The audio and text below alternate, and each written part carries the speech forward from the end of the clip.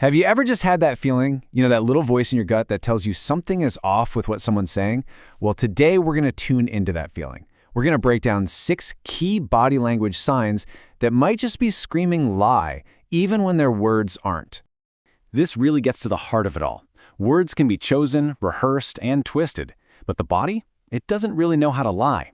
Our brain, especially the older, more primitive parts, has a habit of sending out these little distress signals, tiny flashes of the truth they're working so hard to keep hidden.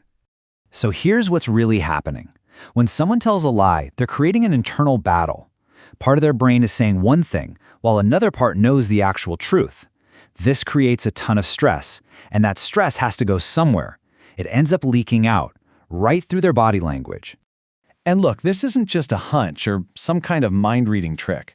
There's real science behind why our bodies betray us like this. It all boils down to the massive amount of work the brain has to do when it's being dishonest. It's a concept called cognitive load. Think about it this way. Your brain is like a computer with a limited amount of processing power.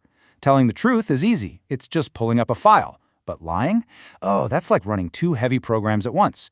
Your brain has to invent a whole new story, constantly fact-check it, and actively push down the real memory. It's exhausting. And it's that mental strain that causes these physical leaks we're talking about. So, what do these leaks actually look like?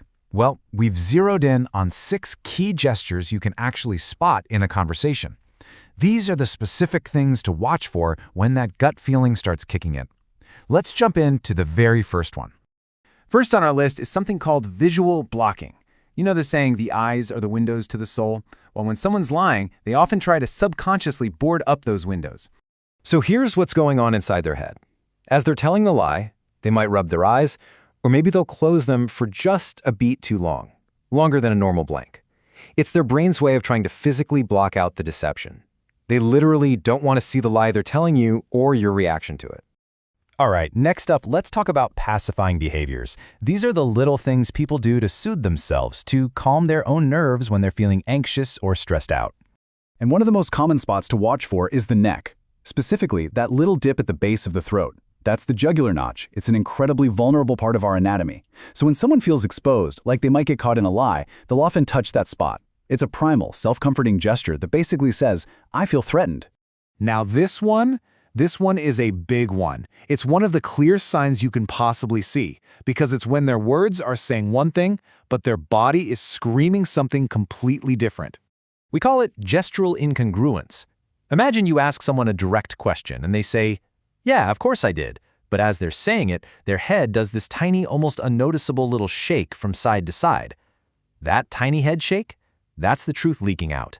Their body is saying no, even when their mouth is saying yes. Okay, for our next sign, you're going to want to watch their hands. Why? Because for thousands of years, our hands have been a primary signal of trust. And that brings us to hidden palms. This is wired deep inside of us. Think about it. Showing open palms has always been a way to signal, I'm not holding a weapon, I'm not a threat. It's a universal sign of honesty. So when someone is hiding their hands, maybe stuffing them in their pockets or keeping them under the table while they talk, it can be a subconscious signal that they're hiding something else too. Number 5 is all about physical space. When people feel uncomfortable about what they're saying, they will often subconsciously try to create distance, to literally back away from their own words. It can be really subtle. You might see them lean their upper body back, away from you, right as they answer a tough question. Or they might pick up their coffee mug or their phone and place it right on the table between you two. They're literally building a tiny wall, creating a barrier between them and the person they're trying to deceive. And for our last sign, we're going to move from the body to the story itself. Because sometimes the way a person talks is just as big a red flag as any gesture. This one is all about giving way too many details. You see, liars often worry that their story isn't believable, so they overcompensate.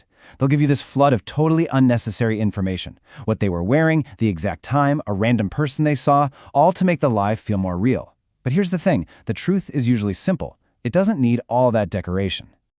Now, this is so important. Before you start analyzing your friends and family, there's a golden rule you have to remember. This isn't about spotting one single gesture and yelling, "Aha, gotcha!" It's about being a detective and looking for a pattern of behavior. And here's the single most important takeaway. Don't focus on one sign. Look for a cluster. A person might rub their eye just because it itches, That's nothing. But what if, in response to one question, they rub their eye, touch their neck, and lean their body back? That's a cluster. When you see 3 or more of these signs pop up at the same time, that's when your alarm bells should start ringing. So, I'll leave you with this question to think about. We've seen that communication goes so far beyond just words. Now that you know how to spot these signals, what are you going to trust more? The story someone is telling you, or the story their body can't help but tell?